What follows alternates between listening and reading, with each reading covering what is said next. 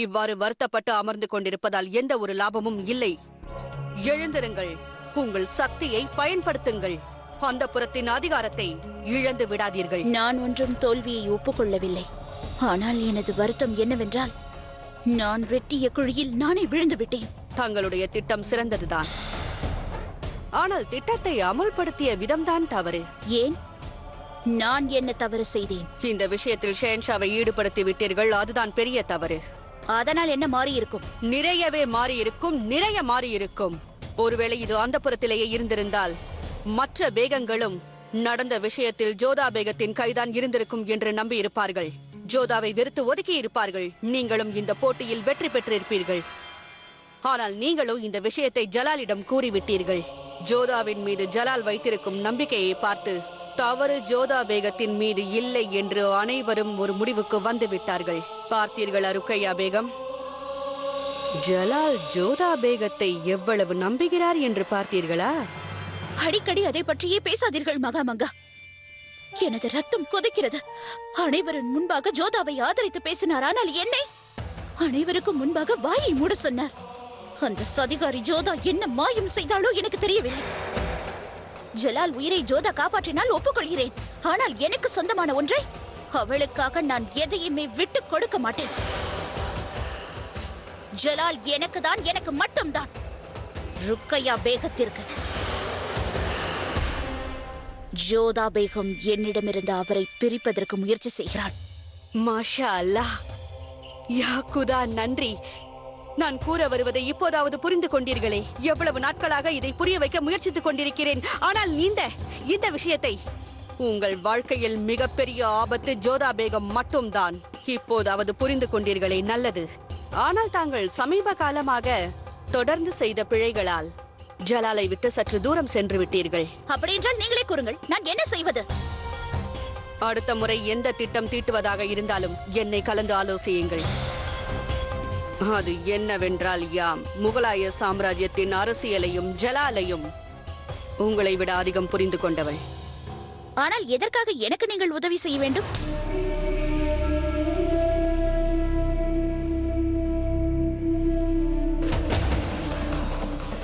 எதற்கென்றால், ஜோதா ஜலாலின் வாழ்க்கையிலிருந்து ஒரேடியாக விலக வேண்டும் என்று என்னை விட அதிகம் நினைப்பவர்கள் வேறு யாரும் கிடையாது. அதனால் தான் உதவி செய்கிறேன்.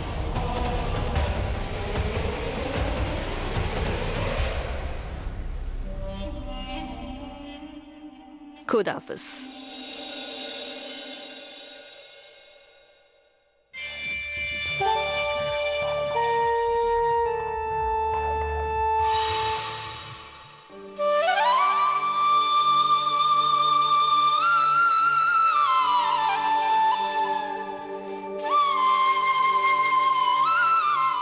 எங்கே சென்றிருந்தாய் ஜோதா? நான் திராட்சை தோட்டத்திற்கு சென்றேன். திராட்சை தோட்டத்திற்கா? எனக்கு தெரிந்திருந்தால் நானும் வந்திருப்பேனே. நீ வேலையாக இருந்தாயே, அதோடு எனக்கென்று திராட்சை தோட்டத்திற்கு தனியாக செல்ல வேண்டும் என்று தோன்றியது. ஆனால் நீ தனிமையில் இருக்கும் பொழுது உன் முகத்தில் இவ்வளவு புன்னகையை நான் பார்த்ததே இல்லை.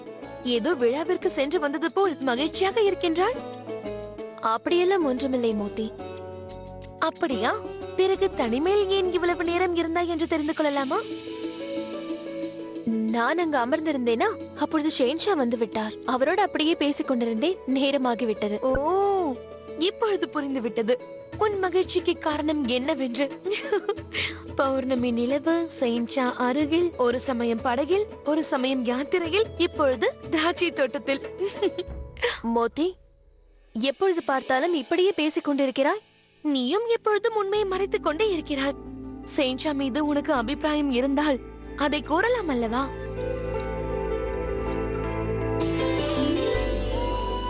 நீ கூறுவதற்கு அர்த்தம் என்ன? ஒருவேளை அவரது மனதில் என்னை பற்றிய அபிப்பிராயம் இருக்குமோ? இல்லை என்றால்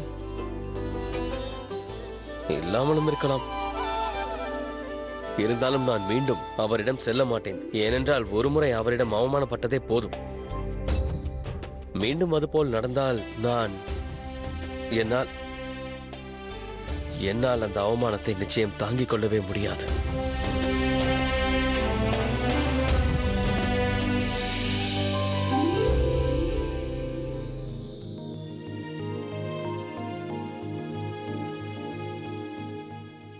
ஆதாப் அண்ணா,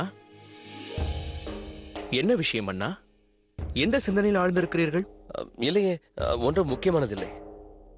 மிர்சா, நான் உன்னிடம் ஒன்றை கேட்க வேண்டும். உனக்கு உணர்ச்சிகளை பற்றியும் காதலை பற்றியும் நன்கு தெரிந்ததனால் கேட்கிறேன். எனக்கு ஒன்றை மட்டும் தெளிவுபடுத்த. ஒருவேளை யாருக்காவது யார் மீதாவது அபிப்பிராயம் இருந்தால் முதலில் அவர் என்ன செய்ய வேண்டும்? வாய்ப்பு கிடைக்கும் பொழுது உன் மனதில் உள்ளதை தெளிவாக கூறிவிடு. மனதில் வைத்திருப்பதால் ஒரு லாபமும் இல்லை. ஜோதா, நீ உனக்கு மட்டும் அல்ல, செயின்ஷாவிற்கும் சேர்த்து அநியாயம் செய்கிறாய். உனக்கு அவர் மீது காதல் இருப்பதை கூறிவிடலாம் அல்லவா? இல்லை இல்லை, நான் ஷேன்ஷாவிடம் எப்படி இதையெல்லாம் கூறுவது? இதில் யோசிப்பதற்கு என்ன இருக்கிறது அண்ணா? உண்மையில் நாம் விரும்பும் நபரிடம் நம் மனதில் இருப்பதை கூறுவதற்கு நாம் எப்போதும் தயங்கக்கூடாது. பிறகு ஒருவேளை அப்போதும் அவள் ஒப்புக்கொள்ளவில்லை, அதாவது அவர் ஒப்புக்கொள்ளவில்லை என்றால், அதாவது நிராகரித்து விட்டால் என்றால், அப்போது நாம் என்ன செய்ய வேண்டும்? அவ்வாறு நடந்திருந்தால் மீண்டும் அப்படி ஒரு தவறு நடக்காமல் பார்த்துக் கொள்ள வேண்டும்.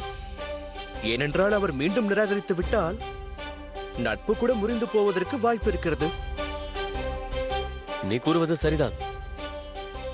அது இருக்கட்டும், நீங்கள் யாரை பற்றி கேட்கிறீர்கள் அண்ணா? நானா? யாரை பற்றியும் கேட்கவில்லையே, நான் பொதுவாகத்தான் கேட்டேன், அவ்வளவுதான். அனைத்தும் நல்லதானே? ஆமாம் அண்ணா. ஆதாப்.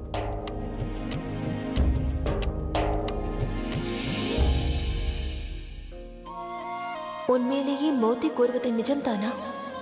உண்மையிலேயே ஷேன்ஷா என்னுடைய மனதில் இடம் பிடித்து விட்டாரா? மிர்சா கூறுவது சரிதான். நான் என் உணர்வுகளை அடக்கி வைத்துக் கொள்ள வேண்டும். மீண்டும் ஒருமுறை தவறு நடந்தால் பிறகு என்னால் அதை தாங்கிக் கொள்ளவே முடியாது.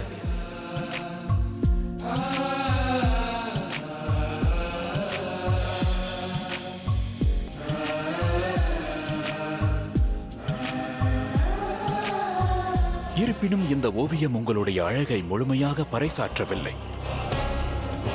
ஏனென்றால் உங்களுடைய முழு அழகினை உங்களை மார்போடு வாரி அணைத்து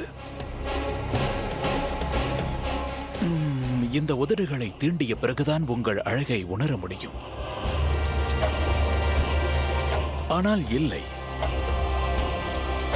இன்னமும் அதற்கு சமயம் அமையவில்லை. ஆனால் உங்களை பார்த்துக் கொண்டே இருப்பதற்கு உதவிய இந்த ஓவியத்திற்கு தான் நான் நன்றி சொல்லியாக வேண்டும். எனக்கு புரியவில்லை. அனைவருக்கும் ஜோதா நன்மையே கோருகிறாள் என்று தெரிந்திருந்தும் எதற்கு எதிரியாக நினைக்கிறார்கள்? அவரையே ஏன் குறி வைக்கிறார்கள்? ருக்கையாவிடம் இதை எதிர்பார்க்கவில்லை. மன்னியுங்கள் அண்ணியாரே, ருக்கையாவை சிறுவயதிலிருந்தே எனக்கு தெரியும். இவ்வளவு கீழ்த்தரமாக நடந்து கொள்வார் என்று என்னால் இப்பொழுது கூட ஏற்றுக்கொள்ள முடியவில்லை அண்ணி.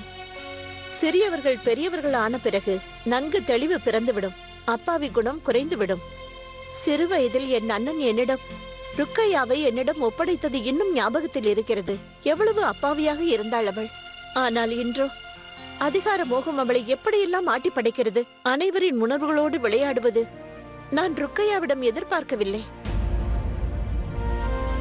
இம்முறை நல்ல வேளை ஜலால் தன்னுடைய கோபத்தை அடக்கிக் கொண்டான். அனைவரின் முன்பும் ருக்கையாவை எதுவும் கூறவில்லை. அப்படி ஏதாவது நடந்திருந்தால் அவர்களுடைய உறவு பாதிக்கப்பட்டிருக்கும். நீங்கள் கூறுவது முற்றிலும் உண்மை. ருக்கையா பேகத்திடம் உள்ள குறையே அதுதான். உணர்வை விட அறிவை தான் அவர் அதிகமாக மதிக்கிறார். ஆனால் மனம் காயமடைந்தால் அதை அறிவு மறக்காது என்பதை அவர் புரிந்து கொள்ளவில்லை. குல்பதன் பேகம், தாங்கள் அவளுக்கு அத்தை, அவளுக்கு நெருங்கிய சொந்தம். நீங்கள் தான் புரிய வைக்க வேண்டும். அதிகாரத்தை தக்க வைக்க நினைப்பது தவறல்ல. ஆனால் அதற்காக தன்னுடைய கௌரவத்தையே பணயமாக வைப்பது மிகவும் தவறானது.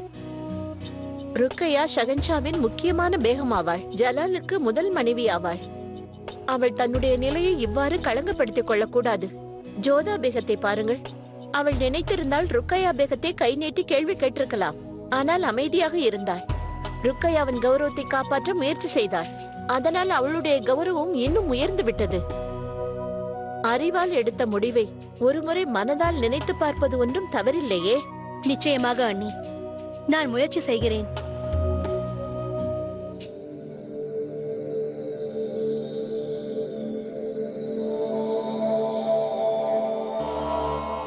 ஜோதாவின் ஓவியத்தை எவ்வளவு அழகாக வரைந்திருக்கிறாய் தபுசாம். உண்மையிலேயே இது நேரில் காண்பது போல் உள்ளது.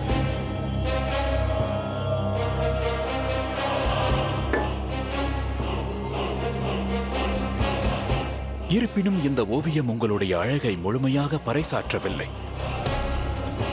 ஏனென்றால் உங்களுடைய முழு அழகினை உங்களை மார்போடு வாரி அணைத்து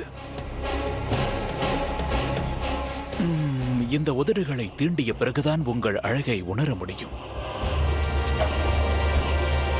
ஆனால் இல்லை, இன்னமும் அதற்கு சமயம் அமையவில்லை. ஆனால் உங்களை பார்த்துக் கொண்டே இருப்பதற்கு உதவிய இந்த ஓவியத்திற்கு தான் நான் நன்றி சொல்லியாக வேண்டும்.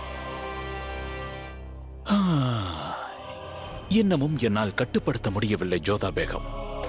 விரைவிலேயே இந்த ஓவியம் எனக்கு அவசியமில்லாமல் போய்விடும். ஏனென்றால் ஜோதா பேகம், தாங்கள் விரைவிலேயே எனது மடியில் வந்து விழப்போகின்றீர்கள்.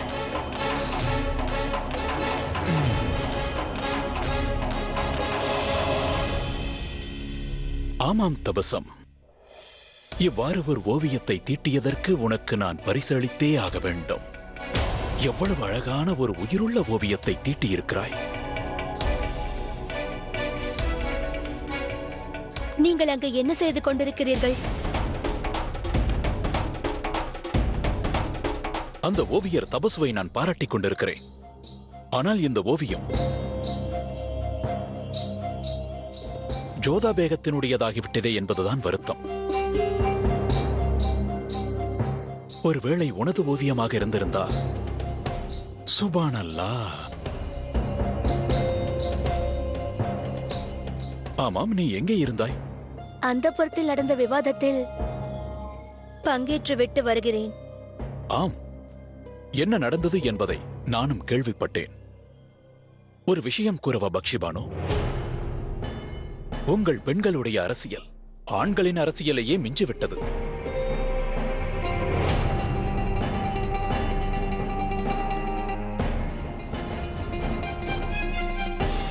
தபசுவை நிச்சயம் பாராட்டியாக வேண்டும். என்ன உயிருள்ள ஓவியத்தை அவள் தீட்டியிருக்கிறாள். அவள் கைகளில் மாயம்தான் இருக்கிறது. ஜோதா பேகத்தின் முகம் பதிந்து விட்டது போலும். நிறைய முறை உங்கள் அண்ணன் ஜோதா பேகத்தின் ஓவியத்தை தீட்டச் சொல்லியிருக்கிறார் போலும். ஆகையால் தான் அவரின் முகம் இவரின் மனதில் பதிந்து விட்டது.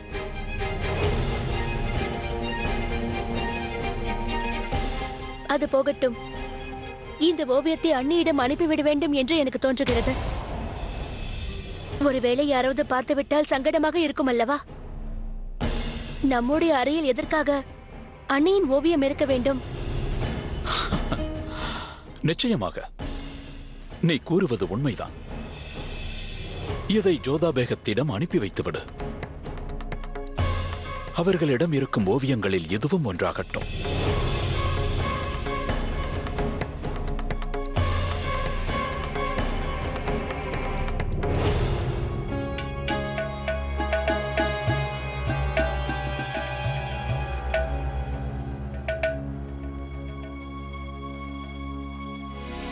எச்சரிக்காய், பாஷா ஜலாலுதீன் முஹம்மத் வந்து கொண்டிருக்கிறார். ஆதாப் ஷாயின்ஷா, இந்த நேரத்தில் தாங்கள் இங்கு அழைத்திருந்தால் நானே வந்திருப்பேனே ஷாயின்ஷா.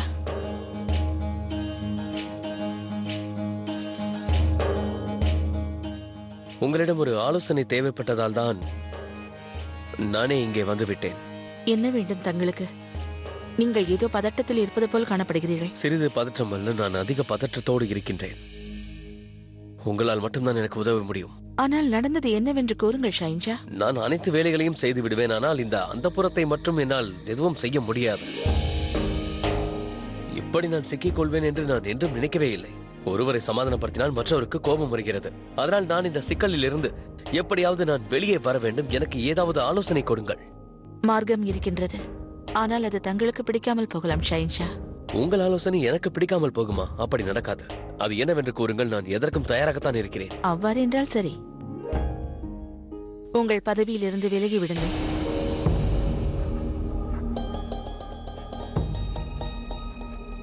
அதற்கு வாய்ப்பே இல்லை. நான் தங்களிடம் முன்பே கூறினேன் ஷாயின்ஷா, என்னுடைய ஆலோசனை தங்களுக்கு பிடிக்காது என்றேன். நீங்கள் பாட்ஷாவாக நீடிக்கும் வரை இது போன்ற சவால்களை நீங்கள் சந்தித்துதான் ஆக வேண்டும். வேறு எந்த வழியும் இல்லையா? நிச்சயமாக இருக்கிறது. அதைத்தான் நீங்கள் இப்போது கடைபிடித்துக் கொண்டிருக்கிறீர்கள். இரண்டாவது மார்க்கம் என்னவென்றால், இரு பேகங்களில் ஒருவருக்கு நீங்கள் பதவியை அளிக்க வேண்டும்.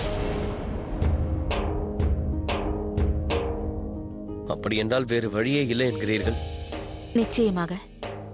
ஷாயின்ஷா என்றாலே ஏதாவது ஒரு பிரச்சனை இருக்கத்தான் செய்யும். அத்தை, நீங்கள் மகாராணி ஆவீர்கள். அந்த புறத்தில் உயர்ந்த இடத்தில் இருக்கிறீர்கள். அதனால் அந்த புறத்தில் அமைதி நிலவ வேண்டும் என்றும் அதோடு சரியானவர்களை தேர்ந்தெடுக்க வேண்டும் என்றும் நீங்கள் ஆசிர்வதிக்க வேண்டும். உயர்ந்த சிந்தனைதான். ஆனால் உனக்கென்று எதுவும் கேட்க மாட்டாயா? அந்த புறத்தில் நானும் ஒரு அங்கம் அல்லவா? அதனால் இங்கு அமைதியாக இருக்கும் பொழுது எனக்கும் மகிழ்ச்சி கிடைக்கும் அல்லவா? ஆமீன். குதாவின் அருளால் அவ்வாறே நடக்கட்டும். அத்தை அவர்களே, அப்படி என்றால் எனக்காக பிரார்த்தனை செய்ய மாட்டீர்களா?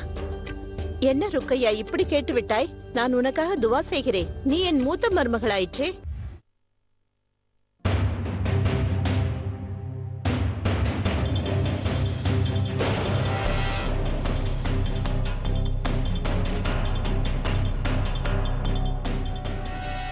அத்தையிடம் சென்று கூறுங்கள், நான் அவரை சந்திக்க வேண்டும் என்று. ருக்கையா பேகமும் வந்திருக்கிறார் என்று நீ சென்று மகாராணியிடம் இதை கூறிவிடு.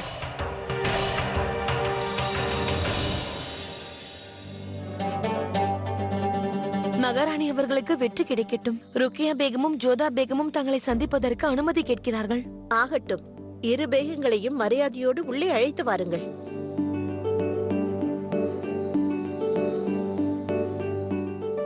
மகாராணி அவர்கள் உங்கள் இருவரையும் உள்ளே அழைத்தார்கள்.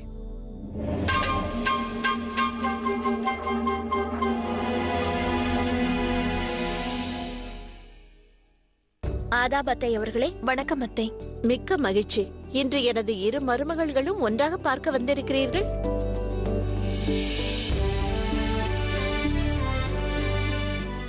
கூறுங்கள், எதற்காக வந்துள்ளீர்கள்? நான் உங்களுக்கு என்ன உதவி செய்ய வேண்டும்? அத்தை அவர்களே, அந்த புறத்தில் நடக்கப் போகும் தேர்தலில் நானே வெற்றியடைய வேண்டும் என்று என்னை வாழ்த்த வேண்டும். பிறகு ஜோதா, நீயும் இதற்காகத்தான் இங்கு வந்தாயா? அத்தை, நீங்கள் மகாராணி ஆவீர்கள். அந்த புறத்தில் உயர்ந்த இடத்தில் இருக்கிறீர்கள். அதனால் அந்த புறத்தில் அமைதி நிலவ வேண்டும் என்றும் அதோடு சரியானவர்களை தேர்ந்தெடுக்க வேண்டும் என்றும் நீங்கள் ஆசிர்வதிக்க வேண்டும். உயர்ந்த சிந்தனைதான். ஆனால் உனக்கென்று எதுவும் கேட்க மாட்டாயா? அந்த புறத்தில் நானும் ஒரு அங்கம் அல்லவா? அதனால் இங்கு அமைதியாக இருக்கும் பொழுது எனக்கும் மகிழ்ச்சி கிடைக்கும் அல்லவா? ஆமீன். குதாவின் அருளால் அவ்வாறே நடக்கட்டும். அத்தை அவர்களே, அப்படி என்றால் எனக்காக பிரார்த்தனை செய்ய மாட்டீர்களா? என்ன ருக்கையா இப்படி கேட்டு விட்டாய்? நான் உனக்காக துவா செய்கிறேன். நீ என் மூத்த மருமகளாயிற்றே. நீ ஜலாலுடைய பேகமாவாய். என்னுடைய விருப்பமெல்லாம் அந்த புறத்தில் அமைதியும் மகிழ்ச்சியும் நிலவ வேண்டும். ஒருவேளை நீ வெற்றியடைந்தால் அந்த புறத்தின் பொறுப்புகளை திறமையுடன் நியாயமாக நீ பார்த்து கொள்ள வேண்டும். மிக்க நன்றி அத்தை அவர்களே. எனக்கு விடை கொடுங்கள். ஹுதாஃபிஸ். கோதாஃபிஸ். சரி அத்தை, எனக்கும் விடை கொடுங்கள். ஜோதா, இன்னொருவருக்காக துவா செய்தால் மகிழ்ச்சி அதற்கு முன்பாக நம்மை சேரும் என்பார்கள். நீ நன்றாக இருக்க வேண்டும் அம்மா. நான் வருகிறேன் அத்தை. குதாஃபிஸ்.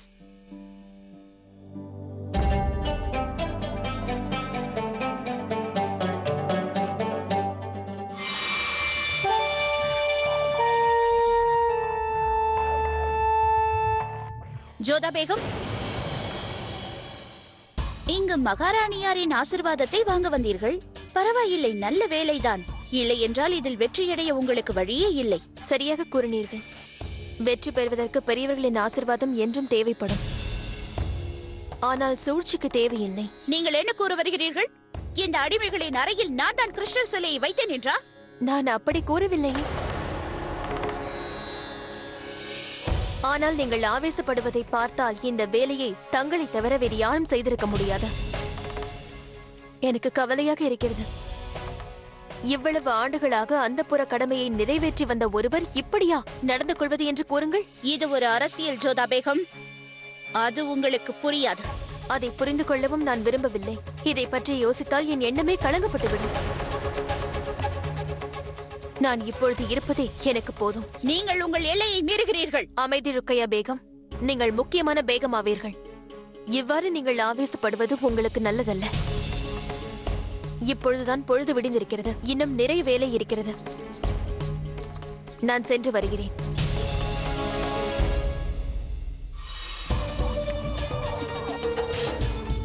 ஒரே ஒரு வேலைதான் பாக்கி இருக்கிறது ஜோதா பேகம். அதுதான் உன்னுடைய திமிரை அடக்குவது.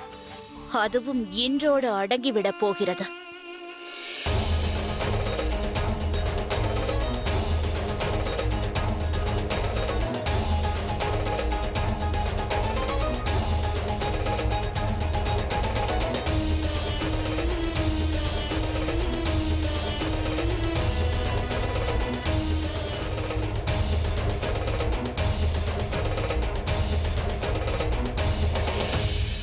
இதுவரை பொறுப்பை ஏற்பவர்களை நானே நிர்ணயித்தேன். ஆனால் இன்று பொறுப்பை ஏற்பவர்களை நீங்கள் அனைவரும் தேர்ந்தெடுக்கப் போகிறீர்கள். இந்த முறை 2 வேட்பாளர்கள் இருக்கிறார்கள். ஒருவர் ருக்கையா பேகம், இன்னொருவர் ஜோதா பேகம்.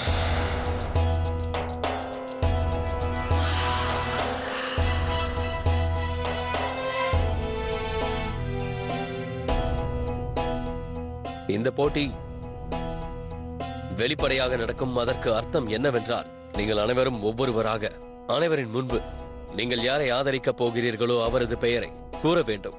இறுதியில் யாருடைய பெயர் அதிகமாக முன்மொழியப்பட்டதோ அவரைத்தான் நான் அந்தப்புற பொறுப்பில் தலைவியாக அமர்த்துவேன்.